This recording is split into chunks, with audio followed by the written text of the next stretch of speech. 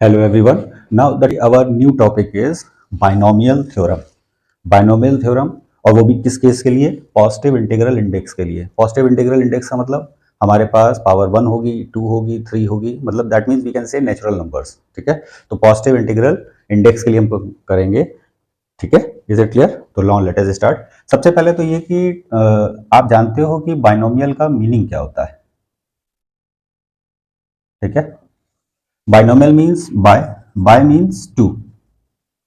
ठीक है, nomial means terms.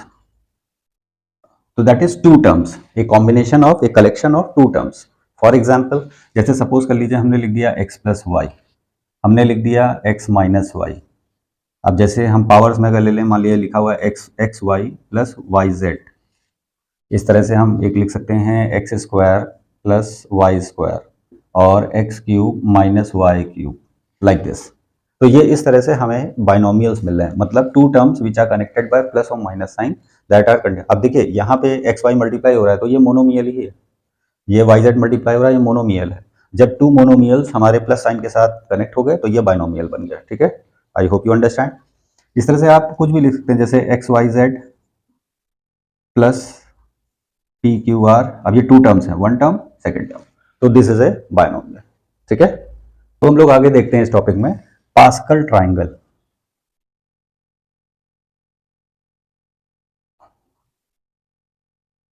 ठीक है, पास्कल ट्राइंगल से मतलब क्या है? पास्कल ट्राइंगल से मतलब यह है कि देखिए यहां हमने वन लिखा. ठीक है, अब इसके नीचे की स्पेस हमने छोड़ दी और यहां पर हमने स्पेस देते हुए बाउंड्रीज पर हमने वन वन अगेन लिखा. अब ध्यान दीजिए, फिर वही प्रोसेस करेंगे कि इसके बाहर की तरफ इसके नीचे की स्पेस छोड़कर हम ये लिखेंगे और यहाँ पे बाहर वन लिखेंगे. ठीक है, अब वन प्लस वन क्या होगा, इस स्पेस के नीचे हम लिखेंगे टू. ठीक है, दोनों को ऐड कर दिया, ये आ गया. अब इसी तरह से देखिए, वन प्लस टू ऐड करेंगे, इस स्पेस के बीच में लिख देंगे three. Two plus one add करेंगे, यहाँ लिख देंगे थ्री और बाहर की तरफ फिर हम वन और वन यहाँ पर नोट डाउन कर देंगे. इसी तरह से आप देखिए कि three plus one four, three plus three six, three plus one four और फिर बाहर की तरफ हम वन नोटिफाई कर देंगे.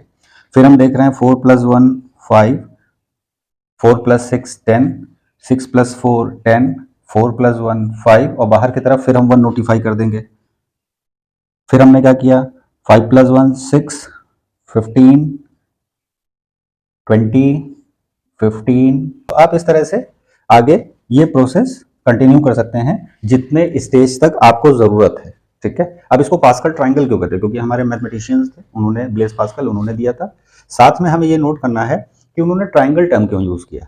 आप ये देख रहे हैं कि इन दोनों को ऐड करके हमें ये स्पेस में बीच में जो टर्म लिखा हुआ है वो मिल रहा है, तो इस ये ट्राइंगल का एक फॉर्मेशन कर रहा है. ठीक है, वी गॉट दिस. इसी तरह आप देख सकते हैं कि यहां पर ये ट्राइंगल का फॉर्मेशन हो रहा है, यहां पर इस ट्राइंगल का फॉर्मेशन हो रहा है. ठीक है, कि two plus one three, one plus two three. इसी तरह से आप यहां देख लीजिए कि इन दोनों को ऐड करने पर हमें ये वाला टर्म मिल रहा है. ठीक है, तो ये ट्राइंगल्स का फॉर्मेशन हो रहा है. इसकी वजह से this arrangement of terms is known as Blaise Pascal triangle.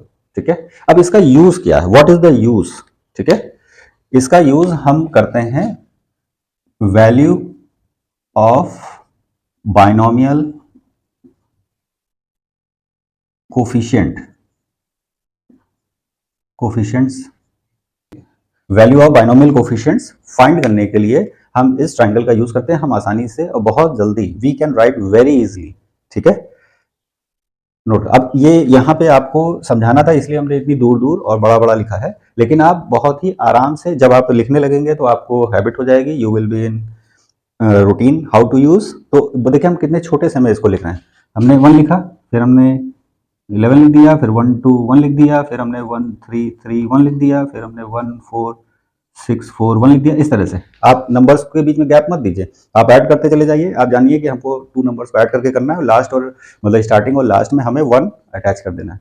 अब ये कैसे बाइनोमियल कोफिशिएंट्स का हम यूज करते हैं, देखिए इस वाली लाइन को कंसिडर कीजिए, इस लाइन को कंसिडर कीजिए, इस लाइन को कंसिडर कीजिए, इसको कंसिडर कीजिए, इसको कंसिडर कीजिए, इस तरह से ऑन. मतलब यहाँ पर देखिए बाइनोमियल थ्योरम की खास बात यह है कि अगर x प्लस ए की पावर n लगाया, नहीं n छोड़ दिए, सपोज कीजिए हमने 1 लगाया तो हमारे पास कितने टर्म्स आ रहे हैं x प्लस ए, ठीक है। अगर यहाँ पे हमने x प्लस ए की पावर 2 लगाया तो हमारे पास कितने टर्म्स आ जाएंगे, X square plus 2ax plus A square, 3 terms आ रहे हैं। तो ध्यान दीजिए यहाँ पर हमारे पास 3 बाइनोमियल कोफिशिएंट्स यहाँ आ रहे हैं 1 2 1, ठीक है।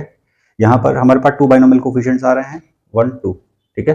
तो जब n की वैल्यू 1 होगी तब ये लिखेंगे, n की वैल्यू यहाँ हमारे पास 2 होगी तब ये चलेगा, ठीक है। n की वैल्यू 0 होगी तब ये चलेगा।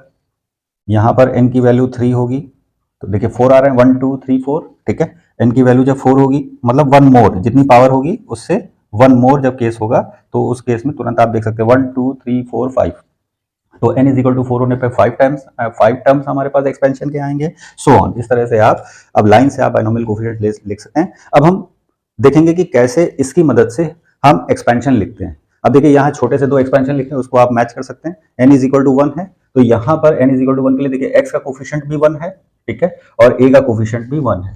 जब आपने x प्लस ए का होल स्क्वायर किया या x माइनस ए का होल स्क्वायर किया तो यहाँ माइनस आ जाएगा। तो आप देख सकते हैं कि हमारे पास कितने आने चाहिए, 3 टर्म्स आने चाहिए, मतलब 3 बाइनोमियल कोफिशिएंट्स हमें चाहिए। तो हम यहाँ पे देख सकते हैं 1 2 3। अब देखिए 1 यहाँ पे लिखा हुआ है, 2 देखिए यहाँ लिखा हुआ है और 1 ए स्क्वायर का कोफिशिएंट है, ठीक है। तो इस x प्लस ए का होल क्यूब कर रहे हैं। तो अब देखिए हम क्या करेंगे, x लिखेंगे, लिखने का तरीका देखिए, फिर उसके बाद हम यहाँ पर एक्स ए प्लस ए लास्ट में, क्योंकि 3 है तो मतलब हमारे एक्सपेंशन पे टर्म कितने आएंगे 4, ठीक है, 1 मोर, ठीक है। तो हम यहाँ देख रहे हैं हमने पहले लिख लिया, उसके बाद क्योंकि पावर 3 आनी चाहिए तो हम यहाँ पे हर टर्म की पावर को 3 करेंगे। तो यहाँ पर x की पावर डिक्रीज होगी तो यहाँ पे 2 आ जाएगा, तो यहाँ 1 हो गया, यहाँ पे 1 है तो यहाँ पे 2 आ जाएगा और साथ में यहाँ पे 3 आ जाएगा। तो आप देख रहे हैं हर एक टर्म का इंडिविजुअल अगर आप कंसिडर करेंगे तो डिग्री हमारी 3 बनेगी, ठीक है। अब यहाँ पे आप नोट कर सकते हैं इनके बाइनोमियल कोफिशिएंट निकले, तो n इज इक्वल टू 3 का मतलब 4 टर्म्स आ रहे हैं। अब देखिए इसमें 4 टर्म्स हमारे पास कौन से है, 1 2 3 4, दिस स्टेज देखिए n इज इक्वल टू 3 के लिए लिखा हुआ है, तो 1 3 3 1, तो देखिए 1 यहाँ है, 3 यहाँ रख देंगे, 3 यहाँ रख देंगे और यहाँ 1 लिखा हुआ है, ये हमारा बाइनोमियल कोफिशिएंट हो गया। बात समझ में आ गई। इसी तरह से अगर हम x plus a to the power 4 लिख रहे हैं तो हम x, अब 4 का मतलब पावर 4 का मतलब हो गया हमारे पास 5 टर्म्स आएंगे, तो मतलब एक्स ए प्लस एक्स ए प्लस एक्स ए प्लस ए। अब यहाँ पे डिग्री 4 है तो हमको हर टर्म पे 4 डिग्री पहुंचानी है, तो यहाँ पे x की पावर डिक्रीज कर लीजिए, दैट इज 3 2 1, और a की पावर इंक्रीज करेगी तो 1 2 3 4। आपने देख लिया कैसे हमने लिखा। अब हमें कोफिशिएंट्स लिखने हैं, तो x पावर अगर 4 है तो इसका मतलब हमारे पास एक्सपेंशन पे टर्म कितने आए 5, तो देखिए इसमें 5 n इज इक्वल टू 4 के लिए आ रहा है 1 2 3 4 5, तो 1 4 6 4 1, तो 1 4 6 4 1, ये हमारा एक्सपेंशन आ गया। अब देखा कितना इजीली आपने एक्सपेंशन, कोई मल्टीप्लिकेशन नहीं, कहीं कुछ नहीं। अगर आपको दिया जाता तो आप पहले क्या करते, x प्लस ए का होल स्क्वायर करते, फिर आप स्क्वायर करते, फिर आप एक्सपेंशन करते, कितना लेंदी टास्क होता, फिर आप जो टर्म्स मिलते लाइक टर्म्स को आप ऐड करके कलेक्ट करते, तो बड़ा लेंदी कैलकुलेशन होता। लेकिन आपने देखा बाइनोमियल और पास्कल ट्रायंगल की मदद से हम कितना इजीली लिख सकते हैं इसको। तो थोड़ी सी एक ग्रेटर पावर और लेते हैं, जैसे देखिए जैसे हमने ले लिया x plus a raise to the power 6, अब इसके एक्सपेंशन पे टर्म्स हमारे पास कितने आएंगे 7, तो पहले हम इसको 7 टर्म्स हम लिख लेते हैं, एक्स ए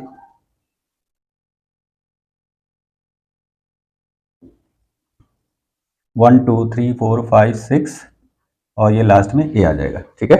अब यहाँ नोट कीजिए x की पावर डिक्रीज करेगी तो 6 5 4 3 2 और 1 आ गया, और a की पावर इंक्रीज करेगी तो दैट इज 1 2 3 4 5 6। अब आप हर टर्म का देख सकते हैं कि डिग्री हमारी 6 बन रही है। यहाँ पे देखिए 4 प्लस 2 6 बन रही, 3 प्लस 3 6 बन रही, 2 प्लस 4 6 बन रही, यहाँ पे 5 प्लस 1 6 बन रही है, ठीक है। तो each term is of degree 6, ठीक है। अब यहाँ पे देखिए बाइनोमियल कोफिशिएंट्स हमको लिखना है, तो देखिए n इज इक्वल टू 6 के लिए ये हमारे पास लिखा हुआ है, तो 1 6 15, तो 1 6 15 20 15 20 15 6 और 1। आप देख सकते हैं कि इस तरह से हमें ये एक्सपेंशन हमने कितनी जल्दी लिखा है, ठीक है। तो it is quite easy and you can easily right with the help of the Blaise Pascal triangle. और आप एक चीज नोट कर रहे होंगे, कि आपने जितने भी एक्सपेंशंस लिखे हैं उसमें स्टार्टिंग से और लास्ट से मतलब फॉरवर्ड चलिए और रिवर्स चलिए तो जो बाइनोमियल कोफिशिएंट्स हैं यहाँ पे जो वैल्यूज हैं वो इक्वल है। देखिए 1 है स्टार्टिंग में तो लास्ट में 1, इधर 4 है तो इधर 4 है, ठीक है। तो मतलब इधर से सेकंड टर्म इधर से सेकंड टर्म, ठीक है। यहाँ पे आप देख लीजिए जैसे यहाँ पे ज्यादा टर्म्स लिखे हुए बाइनोमियल कोफिशिएंट्स लिखे हुए तो यहाँ देखिए स्टार्टिंग में 1 है लास्ट में 1 है, इधर 6 है तो इधर सेकंड टर्म 6 है, थर्ड टर्म 15 है तो थर्ड टर्म 15 आ रहा है। तो मतलब इक्वी डिस्टेंस पे जो हमारे बाइनोमियल कोफिशिएंट्स होंगे वो इक्वल भी होंगे, ठीक है। तो पहले हम इंक्रीजिंग ऑर्डर में जाएंगे फिर उसी को हम डिक्रीजिंग ऑर्डर में लिखते चले जाएंगे, ठीक है। आई होप यू अंडरस्टैंड कि व्हाट इज बाइनोमियल एक्सपेंशन। अभी हमने जनरल एक्सपेंशन नहीं देखा है, अभी हमने स्टैंडर्ड एक्सपेंशन देखे और साथ में पास्कल्स ट्रायंगल्स की मदद से हम कैसे बहुत इजीली इन फ्यू मोमेंट्स हम कैसे एक्सपेंशन को लिख सकते हैं। आपको बार बार मल्टीप्लाई वगैरह करने की जरूरत नहीं है, ठीक है। तो I hope you understand. Please like और सब्सक्राइब जरूर कीजिएगा अगर आपको कॉन्सेप्ट ठीक लगा हो। Thank you very much.